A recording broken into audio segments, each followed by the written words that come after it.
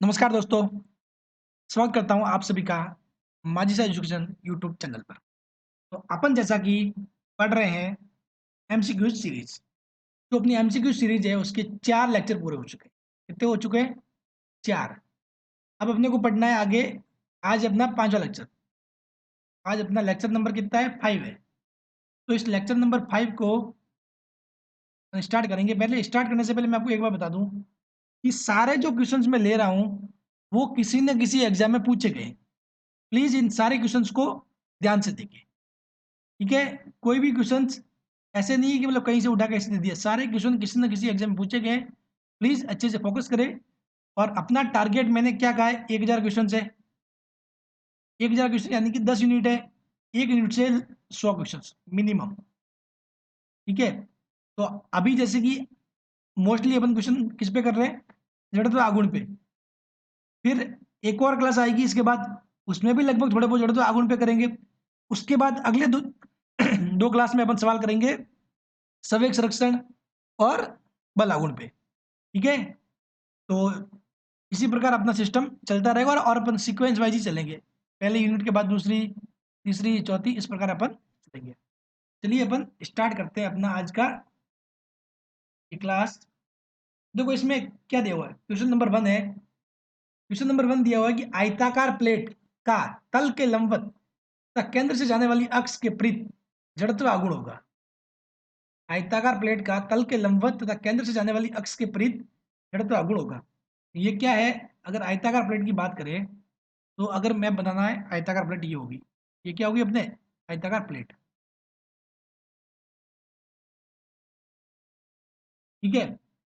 अगर ये लंबाई एल, भाई लंबाई होती है एल की होती है, तो ये एल दे दिया। ठीक है? ये एल दे दिया। ठीक है? और ये क्या होगी? विड्थ होगी। क्या हो गया? बी। क्या होगी? विड्थ क्या होगी? बी होगी। अपने को क्या करना है? आयताकार प्लेट का तल के लंबवत तथा केंद्र से जाने वाली अक्ष के विपरीत जड़त्व आघूर्ण। तो यानी कि ये जो तल के लंबवत और केंद्र से जाने वाली अक्ष, ये इसके सापेक्ष आपको निकालना है। इसके सापेक्ष आपको निकालना है। तो आप निकालोगे कैसे? इसके सापेक्ष कैसे निकालोगे?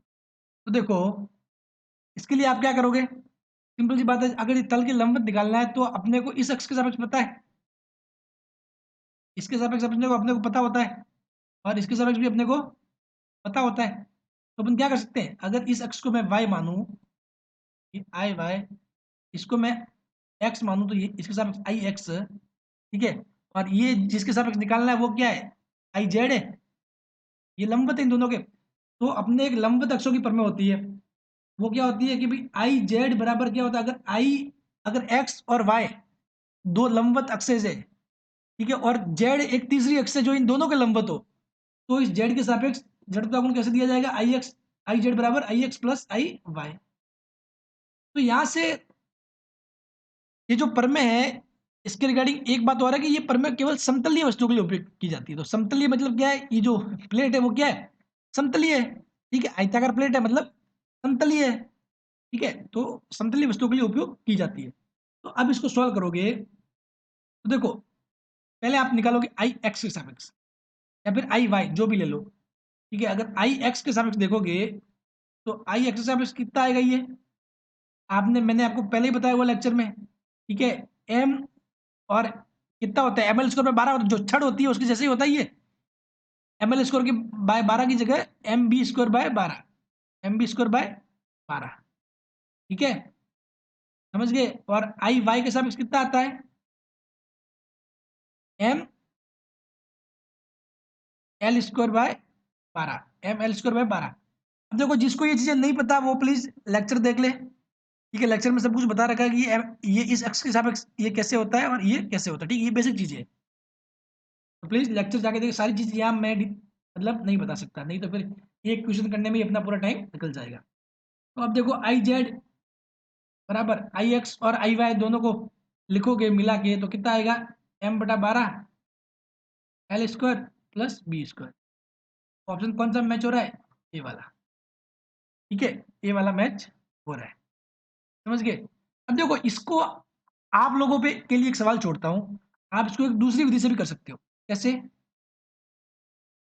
आपको इसने पूछा किसके सापेक्ष है, इसके सापेक्ष, पूछा किसके सापेक्ष है, इसके सापेक्ष, ठीक है। तो आप क्या करो, ये वाली अक्ष जो इसके सिरे से गुजरती है और लंबवत हो, इसके सापेक्ष निकालो। तो इसके सापेक्ष आप निकालोगे कैसे, पहले इस अक्ष का निकालोगे, इसका निकालोगे, फिर लंबवत अक्ष की प्रमेय का उपयोग करके इसके सापेक्ष निकाल सकते हो। फिर आप समांतर अक्षों की प्रमेय लगाओ, कैसे, जैसे कि ये सेंटर ऑफ मास है और ये कोई अक्ष जैसे कि ए मान लो आप, ठीक है। तो क्या होगा, आई ए बराबर क्या हो जाएगा, I centre of mass plus M D square वाला फॉर्मूला लगाओ। फिर अपने को निकालना क्या, आई सेंटर ऑफ मास निकालना है और आई ए क्या है अपना निकल जाएगा। तो ये माइनस करोगे तो निकल के आ जाएगा। इस विधि से भी आप करके देख सकते हो, ठीक है। ये शॉर्ट विधि थी, लेकिन आपको लॉन्ग विधि से भी करके देखना था कि आपको चीजें कॉन्सेप्ट समझ में आए, ठीक है। ये काम मैंने आप पे छोड़ दिया है, ये आप कर लेना, ठीक है। अब बढ़ते हैं अपन नेक्स्ट सवाल की तरफ। ये कह रहा है कि भी एक पहिया किसी स्थिर अक्ष के विपरीत घूर्णन कर रहा है। एक पहिया है, स्थिर अक्ष के विपरीत घूर्णन कर रहा है, जब इसकी कोणीय चाल 30 रेडियन प्रति सेकंड यानी कि क्या दी हुई है, ओमेगा। मैंने बताया ओमेगा कभी भी क्वेश्चन में पुट करने के लिए किसमें होना चाहिए, रेडियन पर सेकंड में होना चाहिए, रेडियन पर सेकंड, तो उसमें दिया हुआ है। गतिज ऊर्जा कितनी है, गतिज ऊर्जा कितनी है 360, तो के बराबर कितना दिया हुआ है 360 जूल में दिया हुआ है, कितना दिया हुआ है 360 जूल में। अब देखो अपने को पता है, तो पहिए का घूर्णन अक्ष के परिधि जड़त्व गुण, तो अपने को एक बात पता है कि जो के है होती है गतिज ऊर्जा घूर्णन गति में कितनी होती है, 1/2 आई ओमेगा स्क्वायर, 1/2 आई ओमेगा स्क्वायर। तो यहां से देखो कि अगर के 1/2 और आई अपने को निकालना है और ओमेगा इसको भी अपने को दिया हुआ है, ठीक है। तो आप क्या करोगे, आई के लिए क्या फॉर्मूला बन जाएगा फिर, 2k अपॉन ओमेगा स्क्वायर। तो 2k कितना दिया हुआ 360 ओमेगा स्क्वायर, इसका स्क्वायर कितना हो जाएगा 900, कितना हो जाएगा 900, ठीक है। तो देखो एक जीरो से एक जीरो, ठीक है, और ये कितना 72/90 कितना हो जाएगा, 9 से काटोगे तो 8 बार 10 बार यानी कि 0.8, 0.8 किस में आएगा, केजी इंटू मीटर स्क्वायर, क्योंकि भाई अपने क्या होता है जड़त्व आघूर्ण क्या होता है, एमआर स्क्वायर होता है, जहाँ पे क्या होता है एम क्या होता है केजी में और आर क्या होती है मीटर यानी कि लंबाई, तो M square KG into metre square. चलिए बढ़ते हैं क्वेश्चन नंबर थर्ड की ओर। क्वेश्चन नंबर थर्ड बहुत ही मस्त सवाल है, ठीक है, जो ध्यान से देखना, इसको सॉल्व करने में बहुत मजा मजा भी आएगा देखो, ठीक है। तो इसको देखो कैसे करेंगे अपन। ये क्या कह रहा है कि भाई दो गोले हैं, दो गोले हैं जिनमें प्रत्येक का द्रव्यमान m है, प्रत्येक का द्रव्यमान देखो m दिया हुआ है, तथा जो रेडियस दी हुई है तथा त्रिज्या r/2 है, तथा जो त्रिज्या है वो क्या है r/2, कितनी दी हुई है r/2 दी हुई है। एक दूसरे से द्रव्यमानहीन छड़ के द्वारा चित्रानुसार जोड़े गए, मतलब इसके केंद्र और इसके केंद्र से दूरी कितनी है 2r, ये छड़ से जोड़ा गया, जिस छड़ से जोड़ा गया उसका द्रव्यमान क्या है नगण्य है, मतलब द्रव्यमानहीन है। तो क्या मानना है द्रव्यमानहीन, ठीक है। छड़ की लंबाई 2r है, ठीक है। किसी भी गोले, ठीक है, अगर किसी भी गोले के केंद्र से जाने वाली तथा छड़ के लंबवत अक्ष के विपरीत निकाय का जड़त्व आघूर्ण होगा। ये अगर ऐसा सिस्टम है तो ये बोल रहा है भाई किसी भी गोले के केंद्र से जाओ, या तो इससे गुजरने वाली ई एक्स से सापेक्ष निकाल सकते हो या फिर इससे गुजरने वाली ई एक्स, दोनों की स्थिति में आप देखोगे तो द्रव्यमान वितरण क्या समान है। तो चलो मैं लेता हूँ ये वाली एक्स, ठीक है, अपने को निकालना इस वाली एक्स के सापेक्ष, ठीक है। तो इस वाली अक्ष के सापेक्ष निकालोगे तो देखो इस वाली अक्ष के सापेक्ष निकालने जाओगे तो पहला तो आएगा किसका गोला 1 के कारण, अगर मैं इसको गोला 1 मान लूं तो इसके कारण, दूसरा गोला 2 के कारण, ठीक है। कौन सा गोला 1 प्लस गोला 2, तो 1 के कारण तो क्या होगा इसके सापेक्ष, वो तो कितना होगा आई जो इसके सापेक्ष है वो आई 1 का तो कितना होगा, 1 का तो कितना हो जाएगा, सीधी सी बात है अपने को पता है फॉर्मूला क्या होता है 2/5, क्योंकि इसने गोला दिया हुआ, तो गोला दिया हुआ मतलब अपने को क्या मानना है, ठोस ही मानना है। खोखला होगा तो वो स्पेशली मेंशन करेगा, और खोखले के लिए कितना होता है 2/3, 2/5 एम, और आर कितना दिया हुआ है, r/2 है। आर नहीं होगी, जो त्रिज्या आर नहीं होगी, r/2 फॉर्मूला होता है 2/5 mr²। लेकिन यहाँ पे आर नहीं होगी, ये r/2 है, तो ये हो जाएगा I1। मतलब इस वाले का तो काम हो गया, 1 के लिए तो अपन ने लिख दिया, ठीक है, 1 के लिए तो अपन ने लिख दिया। अब 2 के लिए लिखना है, तो 2 का इसके सापेक्ष क्या होगा, तो देखो पहले तो अपने को पता 2 का इसका खुद का इस अक्ष के सापेक्ष क्या होगा, तो इसके सापेक्ष देखोगे तो क्या होगा, वो 2/5 m, वही r/2 का स्क्वायर, इस अक्ष के सापेक्ष। अब आपको निकालना है इससे 2r दूरी पर कोई अक्ष है, 2r दूरी पर कोई अक्ष है, उसके सापेक्ष निकालना है, ठीक है। तो वो क्या होगा, वो क्या बन जाएगा, अगर आप लिखोगे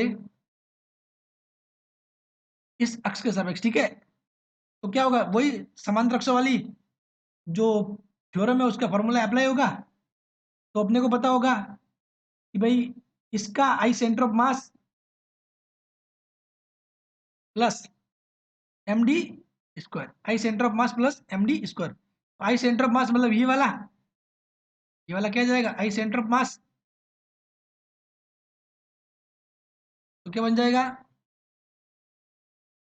आई सेंटर ऑफ मास यानी कि 2/5 एम r/2 का स्क्वायर प्लस एम, ठीक है, डी स्क्वायर। लेकिन अपने को पता है डी बराबर कितना है, डी बराबर कितना दिया, 2r, क्योंकि इन दोनों अक्षों के बीच की दूरी कितनी है, 2r, ठीक है। तो इसको अपन यहाँ पे पुट कर देंगे। अब देखो अपना जो टोटल है, आई टोटल कितना आएगा भाई, अपने को टोटल जड़ता गुण कितना आएगा, टोटल कितना आएगा कि भाई एक तो इसका वाला और एक इसका वाला। तो इस अक्ष के सापेक्ष जो अपनी अक्ष ली है, इस अक्ष के सापेक्ष इसके इसका वाला तो कौन सा है, ये है I1, और इसका वाला ये दोनों का मिला के I centre of mass plus M D square. तो जोड़ोगे तो ये कितना आ जाएगा भाई, 2 × 2/5 एम r/2 का स्क्वायर। मैंने ये क्यों लिखा कि जब आप ये वाला पोर्शन और ये ऊपर वाला जोड़ोगे तो ये दोनों सेम है, मैं इसको 2 बार लिख दिया भाई, 2 × 2/5 एम r/2 का square plus M D square. तो डी में कितना है, 2r का स्क्वायर, 2r का स्क्वायर। अब देखो यहाँ से देखोगे तो ये 4 से ये 4 कैंसिल हो जाएगा, और ये कितना आएगा, mr² बाय 5, mr² बाय 5, और यहाँ हो जाएगा 4mr²। कितना हो जाएगा, 4mr²। जब आप सॉल्व करोगे इसको तो ये कितना आएगा, ये आएगा 21/5, और mr² बाहर आ जाएगा, यानी कि 21/5 mr², 21/5 mr²। क्या आएगा, ऑप्शन नंबर ए। सवाल को अच्छे से देखना, बहुत इंटरेस्टिंग सवाल है, मस्त, ठीक है।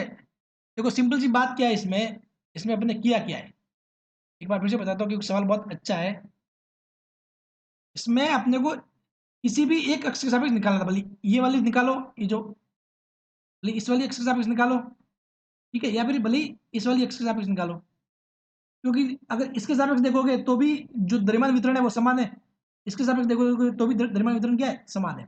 तो अपने निकाला चलो इसके सापेक्ष, तो इसके सापेक्ष निकालोगे तो अपने पास दो गोले हैं, एक तो ये वाला गोला, एक ये वाला गोला। तो इसके सापेक्ष इस गोले का तो क्या होगा, 2/5 mr², और इस गोले का अपन क्या करेंगे, इसको वो पोलर अक्ष की थ्योरम है, समांतर अक्ष पर में इसकी सहायता से अपन निकालेंगे, समझ गए। अब चलिए बढ़ते हैं आगे।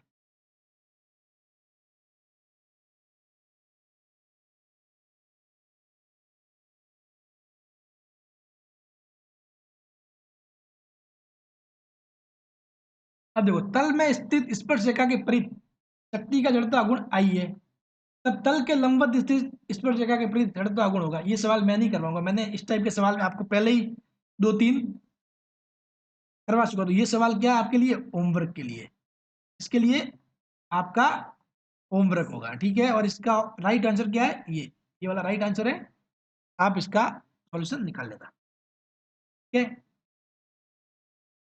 जो पहली बार देख रहा लेक्चर उसको बता दूं कि इस टाइप के सवाल मैंने पहले करवा रखे हैं, तो पिछले वाले वीडियो देख ले, समझ में आ जाएगी चीजें।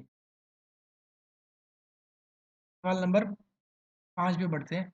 ये देखो, इसमें भी देखो क्या दिया हुआ है, एम द्रव्यमान और आर त्रिज्या के ठोस बेलन का जड़त्व आघूर्ण इसकी अक्ष के समांतर तथा सतह पर स्थित, क्या बोल रहा है, ये ठोस बेलन है, ठीक है। तो आपको ये बोल रहा है कि इसकी अक्ष कौन सी होती है, ये होती है, अक्ष कौन सी होती है, ये बोल रहा है अक्ष के समांतर, ये बोल रहा है कि अक्ष के समांतर कोई अक्षेस है, अक्ष के समांतर अक्ष कौन सी होगी, इसके अक्ष के समांतर अक्ष कौन सी होगी, ये होगी। तो आपको इसके सापेक्ष निकालना है, तो ये क्या हो जाएगा, आई सेंटर ऑफ मास और आई ए, तो आप क्या करोगे, I A is equal to कैलरॉक्सी थ्योरम लगाओगे, I centre of mass plus M D square, ये आपको करना है, ठीक है। ये भी आपके लिए सॉल्व करोगे तो आंसर क्या आएगा, 3/2 एम आर स्क्वायर, तो आप सॉल्व कर लेना।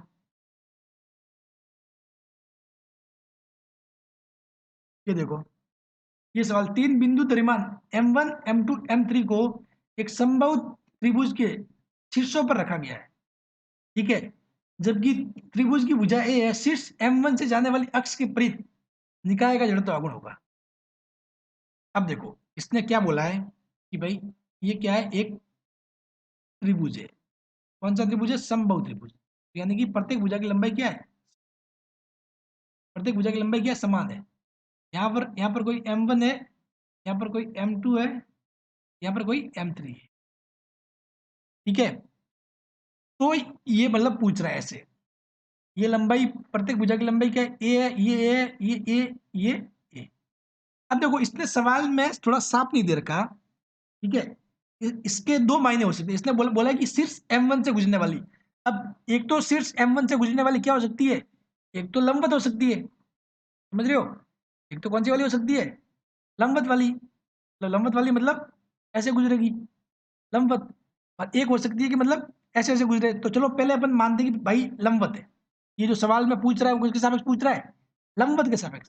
तो लंबवत के हिसाब से देखोगे तो ये त्रिभुज के तल के लंबवत, तो लंबवत में जैसे कि किस किसी का कारण आएगा, आई टोटल, अगर आप देखोगे आई टोटल तो किसके कारण आएगा, एक तो आई M1 के कारण, आई M2 के कारण और आई M3 के कारण, ठीक है।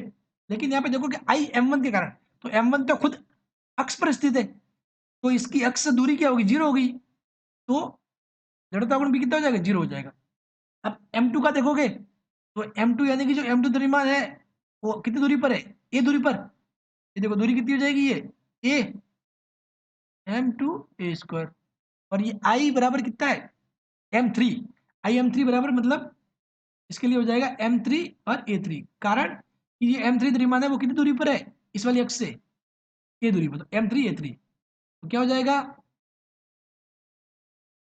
सॉरी A3 नहीं, ए स्क्वायर ही रहेगा, ठीक है, दूरी है ना, M2 M3 ए स्क्वायर, तो इस हिसाब से तो ऑप्शन क्या आएगा, ये आएगा, ठीक है। लेकिन अब दूसरी कंडीशन ये बन जाती है कि अगर इसको अपन ये अक्ष नहीं मान के कौन सी अक्ष मानते, M1 M2 M3, देखो मैं आपको हर एक क्वेश्चन को है ना, मैं आपको सिर्फ आंसर निकालना ही नहीं बता रहा हूँ, मतलब ये कि कैसे अप्रोच कर सकते हो। अब मैं चाहता तो आपको सिर्फ एक टाइप से करा के सवाल को छोड़ सकता था, लेकिन मैं चाहता हूँ कि सवाल में क्या क्या चीजें हो सकती है वो सारी पॉसिबिलिटीज आप करो, ऐसे करोगे तो चीजें बहुत आसान हो जाएगी और आपको करने में मजा भी आएगा, ठीक है। अब देखो, तो अपने क्या कैसे सोचता है, पहला केस तो क्या हो गया भाई लंबवत हो, अब मैंने माना कि चलो ये अक्ष, ये वाली अक्ष हो, कौन सी, ये वाली, इसके तल है, उसके तल में से गुजरे, तो उस केस में क्या होगा, उस केस में देखो, उस केस में क्या होगा, आई टोटल किसके कारण होगा, आई M1 के कारण, आई M2 के कारण और आई M3 के कारण, तीनों के कारण होगा, ठीक है। अब देखो, अब अगर आप लिखोगे तो M1 के कारण तो अपने को पता है कि भाई ये अक्ष पर ही स्थित है, तो कितना हो जाएगा, 0 हो जाएगा। आई M2 के कारण, तो ये दूरी पूरा ए है, तो ये कितनी हो जाएगी, a/2, और ये कितनी हो जाएगी, a/2, ठीक है। तो M2 के लिए लिखोगे आप जब, तो क्या आएगा, M2 और दूरी a/2 का स्क्वायर, और ये M3 और a/2 का स्क्वायर, यानी कि टोटली अपना आंसर क्या आ जाएगा, a² 4 बार आएगा और M1 प्लस M2, तो इस केस में अपना ऑप्शन क्या रहेगा, ये रहेगा M2 प्लस M3, ठीक है। तो समझ गए, क्योंकि इस क्वेश्चन में क्या दिया इसने, सिर्फ M1 से जाने वाली। अब इसने ये नहीं बोला है कि इसके तल में स्थित या तल के लंबवत स्थित, ठीक है, तो इसीलिए इसके दो आंसर हो सकते हैं। नेक्स्ट क्वेश्चन, ये बोल रहा है समबाहु त्रिभुज, समबाहु त्रिभुज के तीनों शीर्षों पर M द्रव्यमान के 3 कण रखे गए। त्रिभुज की भुजा की लंबाई a है, इस निकाय का त्रिभुज की किसी भी भुजा के परित जड़त्व अवगुण निकालना है। ये पूछ रहा है कि भाई ये क्या है, एक त्रिभुज है, समबाहु त्रिभुज है, उसकी भुजा आप क्या मान सकते हो, a मान लेना, ठीक है। ये सवाल आपको करना है, मैं आपको हिंट्स देता हूँ कि कैसे करना है। अब एक द्रव्यमान M यहाँ पर है, एक द्रव्यमान M यहाँ पर है, एक द्रव्यमान M यहाँ पर है, ठीक है। तो अब ये पूछ रहा है किसी भी एक भुजा के सापेक्ष निकालना है, किसी भी एक भुजा। तो मान लिया फॉर एग्जाम्पल ये पूछ रहा है इस भुजा के सापेक्ष, इसके सापेक्ष, इस भुजा के सापेक्ष, किसी भी भुजा के सापेक्ष निकालो, बात वही रहेगी, ठीक है। तो मैंने माना कि इस भुजा के सापेक्ष पूछ रहा है, तो इस भुजा के लिए इसके कारण भी जीरो होगा और इसके कारण भी जीरो होगा। सिर्फ इस भुजा से दूर कौन है, जो ये अक्ष है, इस अक्ष से दूर कौन है, ये वाला। और ये वाला कितनी दूरी पे होगा, ये वाली दूरी आपको निकालनी है, लंबवत, बस। अगर ये दूरी x है तो आपका आंसर क्या जाएगा, mx²। समझ गए, तो आप x तो निकाल ही सकते हो, इतना तो कर ही सकते हो, तो आंसर क्या आएगा, ये आएगा, ये आप सॉल्व कर लेना।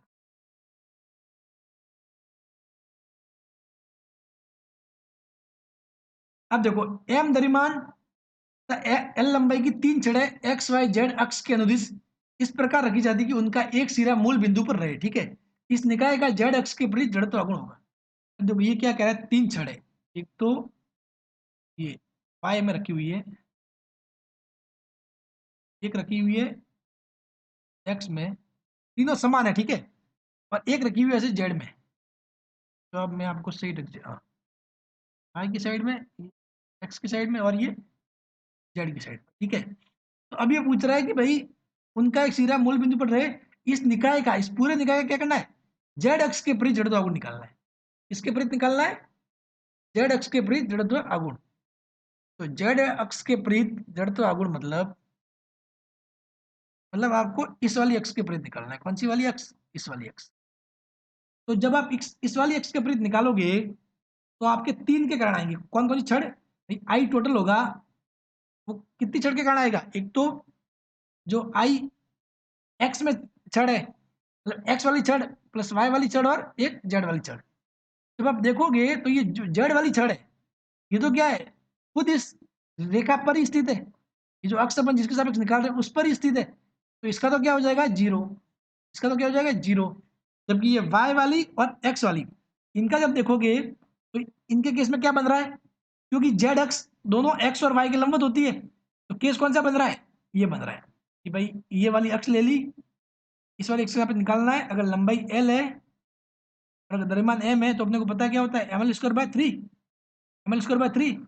तो अगर ये एक्स के लिए इतना है तो वाई के लिए भी कितना हो जाएगा, इतना ही हो जाएगा, क्योंकि मान क्या है, समान है, समान द्रव्यमान समान लंबाई। जब जोड़ोगे, जोड़ के आंसर क्या आ जाएगा, 2ml²/3, 2ml²/3, ठीक है।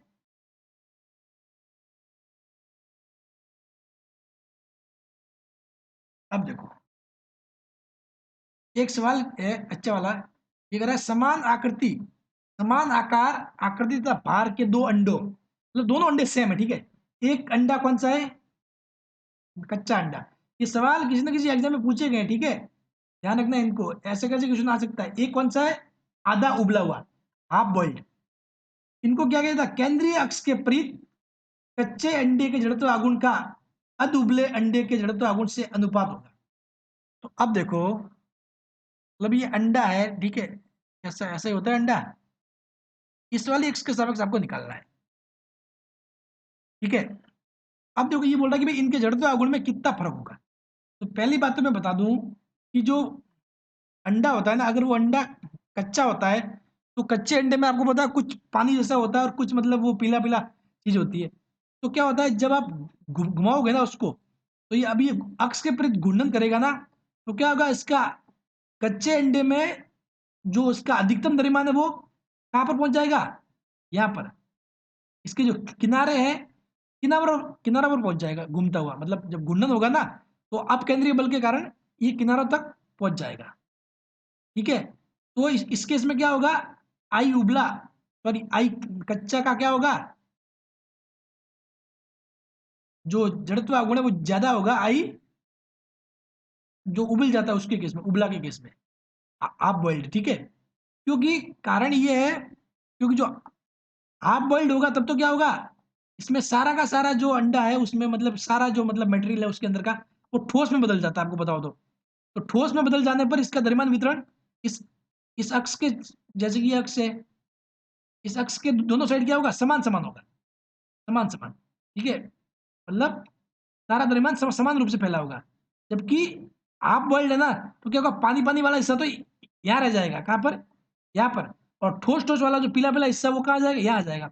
तो ज्यादा द्रव्यमान कितना, मतलब जो ज्यादा द्रव्यमान है वो कहाँ हो जाएगा, दूर हो जाएगा। तो द्रव्यमान दूर होगा तो M R R square, R ज्यादा, इसका मतलब क्या होगा, जड़त्व गुण भी ज्यादा होगा, इसलिए आई कच्चा का मतलब कच्चे का जड़त्व गुण ज्यादा होगा उबले से। ठीक है, तो आपको निकालना क्या है, कच्चे अंडे के जड़त्व आघूर्ण का उबले अंडे के जड़त्व आघूर्ण से अनुपात। अगर आई कच्चा ज्यादा है आई उबला से, ठीक है, तो अगर आप उबला को यहाँ भाग में ले जाओगे तो आई कच्चा अपॉन आई उबला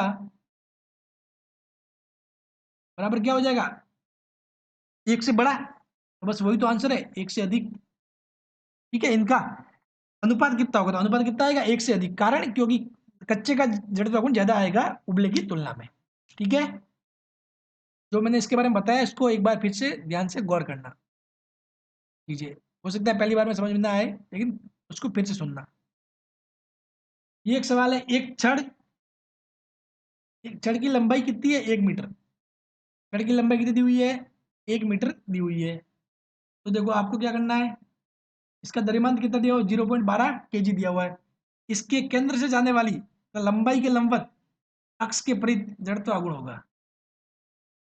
छड़ की लंबाई कितनी है, 1 मीटर, इसका द्रव्यमान 0.12 kg है। इसके केंद्र से जाने वाली तो लंबाई के लंबवत, यानी कि ये छड़ है, ठीक है, और इसका केंद्र कौन सा हुआ, ये हुआ।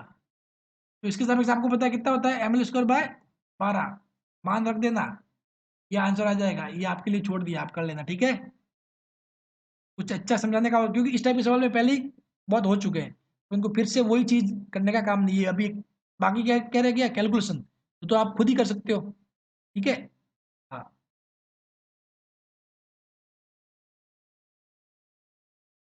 ये आप कर लोगे, ठीक है। हाँ, ये देखो, ये एक बहुत इंटरेस्टिंग सवाल है, तो थोड़ा ध्यान से देखना।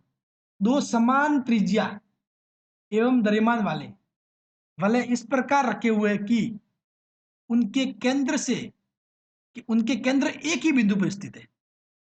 ये कह रहा है कि भाई दो समान त्रिज्या और द्रव्यमान वाली रिंग है, वो इस प्रकार रखी होगी, उनके केंद्र एक ही बिंदु पर स्थित है तथा उनके तल परस्पर लंबवत है। तल परस्पर लंबवत है, इसका मतलब तो क्या हुआ कि भाई एक रिंग तो रखी हुई है ऐसे, एक रिंग तो रखी हुई ऐसे और एक रखी हुई है ऐसे, और दोनों के केंद्र मतलब ऐसे, ठीक है, मतलब ये है। तो एक वलय के तल के लंबवत और केंद्र से गुजरने वाली अक्ष के परित इस निकाय का जड़त्व आघूर्ण होगा। तो ये पूछ रहा है कि भाई कोई भी एक वलय ले लो और इसके जो इसके परिजड़ता गुण क्या होगा। अब देखो इस अक्ष को जब आप देखोगे ना, तो इस वलय जैसी वलय 1 है, तो इसके लिए तो ये क्या होगी, इसके लिए तो ये बन जाएगी कि भाई जो केंद्र से जा रही है, आई टोटल बराबर किसके कारण होगा, I1 के कारण प्लस I2 के कारण। I2 कौन सा होगा, ये वाला, ठीक है। तो जो I1 है और इसके तो केंद्र से जा रही है और इसके तल के लंबवत है, तो इसका मतलब तो क्या हो जाएगा, इसका हो जाएगा mr²। फॉर्मूला ये होता है। जबकि इस 2 के लिए क्या हो रहा है, ये ऐसे जा रही है, तो इसका मतलब ये क्या बन रहा है, इसका व्यास बन रहा है। ये क्या बन रहा है, इसका व्यास। समझ रहे हो, इसको देखना, ये ऐसे गुजरेगी ना, तो ये क्या बन रहा है, व्यास बन रहा है। व्यास के सापेक्ष अपने को पता है कितना होता है, mr²/2, कुल मिला के कितना जाएगा, 3/2 mr²। ठीक है, इसकी लैंग्वेज को ध्यान से समझना, आपको सारे डाउट, मतलब एक जो रिंग है वो ऐसे रखी हुई है और दूसरी मतलब इसके लंबवत रखी हुई है ऐसे, ऐसे, दोनों के केंद्र क्या है, समान पोजीशन पे है। तो आपको किसी भी एक अक्ष के केंद्र से गुजरने वाली और तल के लंबवत के सापेक्ष निकालना है। तो निकालोगे तो जो वो अक्ष है, तो एक के सापेक्ष तो क्या आएगा कि वो केंद्र से जा रही है, mr², और दूसरे के लिए क्या बन जाएगा, वो व्यास बन जाएगा, मतलब व्यास के सापेक्ष, तो mr²/2। ठीक है, तो सवाल इंटरेस्टिंग है, इसको भी ध्यान से देखना। तो आंसर क्या जाएगा? सी। आंसर हो जाएगा सी, 3/2 mr²। अब देखो, ये अच्छा वाला सवाल है। आयत एबीसीडी का जड़त्व आघूर्ण किस अक्ष के परित न्यूनतम होगा? ये बोल रहा है कि आयत दिया हुआ है, एबीसीडी का जड़त्व आघूर्ण किस अक्ष के परित न्यूनतम होगा। यहां पर इसने दिया है कि बीसी, बीसी बराबर 2ab। तो मैं मान लिया कि भाई बीसी बराबर कितना एक्स है, तो 2ab बराबर कितना हो जाएगा? 2x। 2ab बराबर 2x। ठीक है। तो अब देखो, अपन सभी अक्षों के सापेक्ष देखते हैं। इसने पहली अक्ष तो दी है बीसी, एक दी है इसने बीडी, बी और डी। अच्छा, ये वाली अक्ष एक दी हुई है एच एफ, एक डी हुई ई जी। ठीक है, इन सभी के सापेक्ष आपको निकालना है, और निकाल के आप देख सकते हो। जब आप निकाल के देखोगे इनको, तो जो सबसे कम है ना, वो आएगा इसके सापेक्ष, ई जी के सापेक्ष। ठीक है। अब देखो, अपने को निकाल के देखने का कभी काम नहीं है। कारण ये है कि भाई ए बी की लंबाई, यानी कि यहाँ पे बी सी क्या ज्यादा है, बी सी क्या, ये लंबाई ज्यादा है, ये कम है। ठीक है। तो ये आप अपन जब फॉर्मूला लगाते हैं, तो द्रव्यमान कितना, भाई फॉर्मूला क्या होता है? M L square by 12, M L square by 12। तो जैसे कि ये भी तो कम है, तो इसका मतलब ए बी और ये बी सी, दो केस बन जाते हैं। ठीक है। कौन कौन से, मतलब आपको निकालना किसके सापेक्ष है? ई जी के सापेक्ष निकालना है। किसके सापेक्ष? ई जी के सापेक्ष निकालना है। ठीक है। सॉरी फॉर डिस्टर्बेंस, ये एक्चुअली में क्या है, यहाँ पर सवाल में गलती थी। ये इसने बी डी नहीं होके, एक्चुअली ये ए बी था। ठीक है। कौन सा था? बी डी नहीं होगी, ये क्या था? A B. तो आपको मतलब कौन कौन सी अक्ष, एक तो एच एफ यानी कि ये वाली अक्ष, ये दी हुई है, एक दी हुई ई जी। ठीक है। एक दी हुई है, कौन सी दी हुई है? A B, B C, sorry B C दी हुई है ना, हाँ, एक दी हुई है बी सी, जो ऑप्शन में दी हुई। ठीक है। और एक दी हुई है ए बी। हाँ। तो इन चारों अक्षों में से किस अक्ष के सापेक्ष न्यूनतम होगा? तो अब देखो, फॉर एग्जांपल इसने क्या दिया हुआ है? बी सी बराबर की क्या दिया हुआ है? एक्स है। सॉरी, अगर बी सी क्या है? ए बी का दुगुना है।